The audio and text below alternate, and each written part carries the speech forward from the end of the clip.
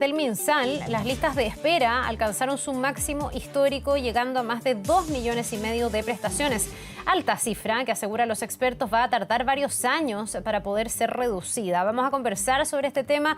Nos acompaña para esto el académico de la Facultad de Salud y Odontología de la Universidad Diego Portales, Óscar Flores. Muchísimas gracias, Óscar, por estar con nosotros y bienvenido. Buenos días. Buenos días, Carla. A ver, las listas de espera han sido Gracias. siempre un gran tema y un gran problema en nuestro país. Hace rato que se viene produciendo este rezago, pero ¿por qué hemos llegado a un nivel histórico? ¿Por qué en el fondo estamos peor que hace algunos años? ¿Cuáles son las causas? Bueno, Carla, es algo que se esperaba en parte, o sea, esto algunos expertos lo han llamado como la segunda pandemia. Es un efecto posterior a la pandemia, o sea, una de las causas es un efecto posterior a pandemia en la que tuvimos que trabajar una urgencia que era el manejo por COVID-19 y se dejaron otros aspectos como las patologías crónicas, como los aspectos que tocaba resolver en una segunda o tercera prioridad. Y eso hace que estemos en ese pic tan alto de atraso de listas de espera. También una administración que no tuvo esa previsión de comenzar a sopesar ese efecto o esta bola de nieve que se esperaba llegar con el atraso de las listas de espera. Ya, ahí tú tocas un tema que es fundamental y que me hace a lo mejor cambiar un poquitito la pregunta. Una cosa es cómo llegamos aquí y un componente importante es lo que pasó con la pandemia. Pandemia que afectó todo orden de cosas y donde los rezagos se sintieron en casi todos los ámbitos, digamos. Pero en todos los ámbitos se han tenido que aplicar planes de recuperación. Te voy a poner de ejemplo el ámbito educativo, por ejemplo. Bueno, los profesores tuvieron que empezar a sumar contenidos, a hacer clases a lo mejor mucho más cargadas, no sé, en el fondo se trató de recuperar. ¿Qué ha faltado o qué ha fallado para que este rezago en materia de salud tenga esta lentitud en la recuperación? Porque en el fondo es súper urgente para las personas poder ser atendidas, ¿no? Y no seguir en esa lista de espera. ¿Qué pasó que no se ha podido recuperar? Bueno, esto atrasa, bueno, el factor principal es pandemia, pero también tenemos que tener en cuenta el atraso que tenemos, digamos, en la construcción de nuestra red hospitalaria. Ya. Chile tiene un atraso bastante importante y que se atrasó mucho más también por pandemia en el atraso de la red hospitalaria. Tenemos un sistema público que no es capaz de cubrir a toda la población que ya tiene dentro de la afiliada. Entonces eso hace que el sistema público sea insuficiente ya para responder los problemas de esta población que hace parte, digamos, de la parte pública. Entonces, con un atraso, el efecto es mucho mayor. Ahora, un plan, claro, tenía que haber previsión. Inyectar, para que pase esto, tiene que haber más inyección de recursos, tiene que sacarse el 200% de la capacidad de la red asistencial, usarse en horarios que no estaban acostumbrados a usarse habitualmente, como las tardes, las noches, los fines de semana, que es algo que ya se comenzó a hacer, pero que todavía sigue siendo muy incipiente para resolver los problemas de estas listas de espera. Ya, hay que intensificar entonces estas medidas. Ahora, yo no sé cuánto de esto pasa efectivamente por recursos. Aquí, de hecho, el gobierno ha dicho que uno de los objetivos del pacto fiscal que está proponiendo es reducir las listas de espera. ¿Hoy día no están los recursos? ¿O no es solo un problema de recursos, es un problema de gestión? Tú recién además nombrabas el tema de la red hospitalaria, el construir, por ejemplo, hospitales, pero yo estaba viendo que el 2023 refleja que más de 2.300.000 de las consultas que están en lista de espera corresponden a consultas médicas de nueva especialidad. ¿Será que no hay especialistas suficientes? Pareciera ser que hay varios como nudos críticos, ¿no? Sí, hay una combinación de varios factores. Tenemos, como mencionaba, la parte de red, por otra parte los recursos, inyectar algunos recursos para mejorar el hacer aprovechamiento también de la red como tal, porque nuestra red se conecta con el sistema privado y nosotros podemos hacer uso de prestaciones que en conjunto mejoren o mitiguen esa disminución, ese acúmulo de las listas de espera. Pero también tenemos problemas de gestión. Tenemos una salud primaria, una atención primaria que ha estado muy abandonada por décadas Y esa atención primaria es la primera fuente donde llega el paciente, donde se comienza a identificar los problemas principales y donde debiese resolverse un poco más para que no llegue tan descompensado o que el atraso no sea tan lesivo en las personas que entran dentro de esa lista de espera. Otro aspecto es nuestras bases de datos. Tenemos muchos pacientes llegan a la lista de espera y llegan con información en la que es muy difícil identificarlos, muy difícil localizarlos. Hay personas que se tardan segundo, tercer llamado para lograr identificarlo y ahí se pierde tiempo valioso para que pueda tener su atención. Entonces, hay varios aspectos: gestión, recursos y el poder potenciar algunas áreas como la salud primaria o la atención primaria para disminuir el riesgo de esa persona que llega o que está esperando ser atendida. Ya, aquí tenemos un problema importante que es la cantidad de gente que está en las listas de espera y también después esto se traslada a cuánto tiempo espera cada persona que está en esa espera. Ayer el subsecretario de Redes Asistenciales decía algo que yo no sé si se puede como separar, porque él decía, no es tan importante el número de las personas que están en la lista de espera, sino que es más importante el tiempo que le toca esperar a cada uno, y hay una meta ahí del gobierno que no sean más de 200 días, por ejemplo. ¿Está bien hacer foco en el tiempo y no necesariamente en la cantidad, o no están inevitablemente relacionados uno con otros? Porque mientras más gente tienes, inevitablemente más tiempo muchas veces tienen que esperar. Sí, las dos variantes son importantes. Sin embargo, en un momento de crisis como en el que estamos viviendo, es importante la meta que se está estableciendo el gobierno. Ya. Disminuir los días de espera, pero a eso nos toca sumarle las listas de los que tienen mayor riesgo. O sea, disminuir días, pero en las personas que tienen mayor riesgo. O sea, acá estamos priorizando. Por urgencia. Exactamente. Priorizar porque son las personas que van a fallecer o que esperando una atención, o que se van a descompensar o que van a generar otra patología adicional.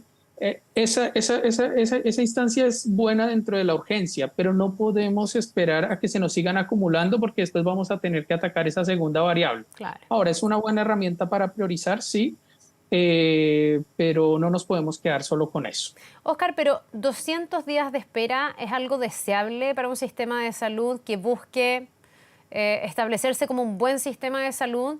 ¿Cuánto es lo, no sé, deseable, ideal, lo que podría eventualmente una persona resistir esperando? Porque si tú me dices que hay una persona que no puede caminar porque, no sé, tiene una afección a la rodilla y necesita ser atendida, y yo a esa persona le digo que tiene que esperar 200 días, o sea, más de medio año, a lo mejor para esa persona es una espera inviable. De hecho, hay mucha gente que termina haciendo una vaca, como decimos en buen chileno, juntando la plata por aquí y por acá y atendiéndose de manera particular y haciendo un tremendo esfuerzo económico.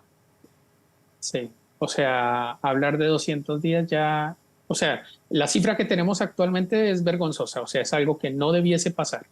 Y hablar de 200 días todavía es algo que es lamentable y es penoso para algunas personas o para cualquier persona que tenga una enfermedad y que tenga que resolverla. ¿Y qué es lo deseable? Yo no sé si hay no sé, como experiencia comparada.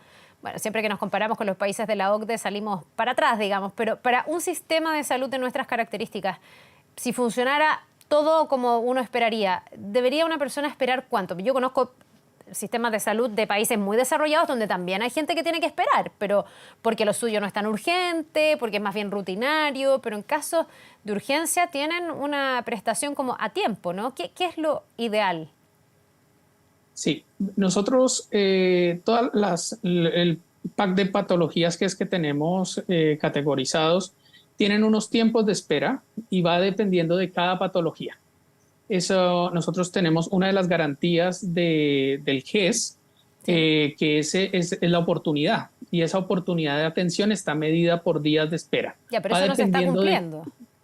No, ahí estamos en un atraso y tenemos listas de espera GES y listas de espera no GES. Claro. Entonces, las listas de espera GES son las que nos dan el agravante, porque las patologías que están catalogadas dentro del GES dicen que son relevantes, son importantes para nuestra sociedad, para la sociedad chilena. Por esa razón están ahí categorizadas. Y para eso hay unos tiempos específicos, una cantidad de días específicos dependiendo de la patología. Ahora, tal cual como tú lo decías, Carla, los países más desarrollados también tienen listas de espera bastante altas y han tenido que hacer modelos similares al que nosotros tenemos, en el que se prioriza los problemas que son más relevantes, los que se pueden descompensar más rápido, y sobre eso se generan esas esperas. Nosotros tenemos en este momento que llegar a 200 y ojalá con las patologías GES y con las patologías que generan mayor descompensación en las personas. Ya, o sea, está bien fijarse esa meta, pero dentro de un panorama donde entendemos que es complejo, donde tenemos una lista que está muy disparada. ¿Los problemas de la lista de espera se resuelven en Chile solo desde el sector público?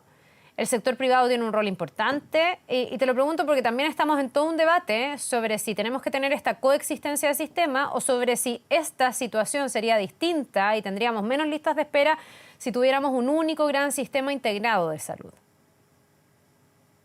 Y nosotros, mira, la pandemia nos demostró que tenemos que trabajar unidos, tenemos que trabajar en unión, sistema público, sistema privado. Y lo que nos está mostrando también esta crisis, ahora esta crisis asistencial, el no poder atender a estos pacientes, es que no podemos funcionar solo con el sistema público, tenemos que trabajar en red con el sistema privado. Tenemos que, y eso se hace, o sea, igual se hace en un porcentaje.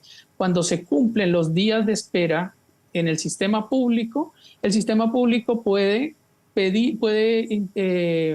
llevar al sistema privado para que el sistema privado compre bajo tarifa FONASA. Claro. Y esa es la forma en la que se descongestiona un poco el sistema privado. Pero ahí nos toca potenciar eso, potenciar la red, potenciar la inversión. Ahí es donde yo hablaba un poco más de inversión. Invertir en que si tenemos este nivel tan alto, tenemos que llevar al sistema privado mediante la negociación de tarifa FONASA y comenzar a dar las prestaciones. Solucionarlo solo con el sistema público es imposible con las limitantes que tenemos. Ya, yo entiendo que eso se ha hecho, pero algunos cuestionan que finalmente esto termine siendo un incentivo para ese privado, ¿no? Y que al final se pagan por prestaciones que el sistema público no puede entregar y no puede entregar a tiempo, que es lo que hoy día estamos conversando. ¿Podría haber un sistema, como un poco lo que propone el gobierno? El gobierno propone un sistema único de salud, ha puesto en la óptica o en el horizonte el sistema británico, el sistema inglés como uno de los sistemas a seguir o uno de los modelos. ¿Podríamos llegar a un modelo donde solo el sector público pudiera atender a la cantidad de pacientes que tenemos en Chile, entendiendo que ahí se tendría que robustecer el sistema público de salud? Sí. El modelo británico es un modelo que también se idealizó y también generó o ha generado ese sistema de integralidad de funcionamiento como todo un sistema público. Igual el sistema británico también está siendo cuestionado porque tiene también altas listas de espera, tiene problemas de cobertura en algunos aspectos específicos.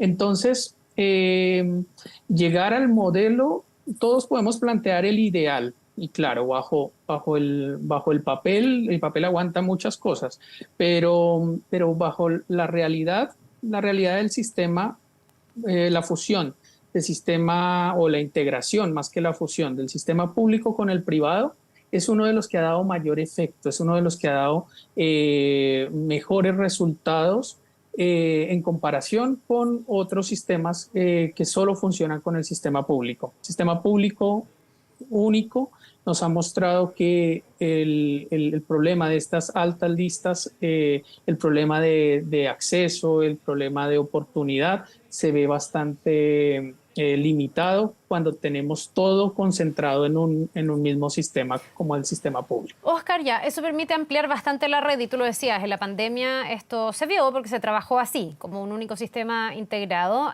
Ahora, me queda dando vueltas lo de la formación de especialistas. ¿Se están formando la cantidad de especialistas que Chile requiere? ¿Hacen falta especialistas todavía? Porque ahí hay un punto de tope, si es que de las personas que están en lista de espera, la mayor parte tiene que ver con nueva consulta de especialidad. No sé si alcanzan los especialistas en Chile.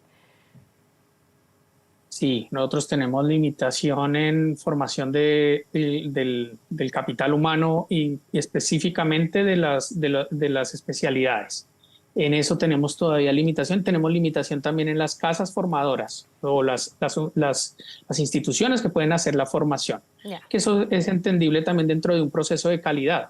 Si la institución debe tener el aval tanto del Ministerio de Educación como del Ministerio de Salud para poder formar nuevos especialistas.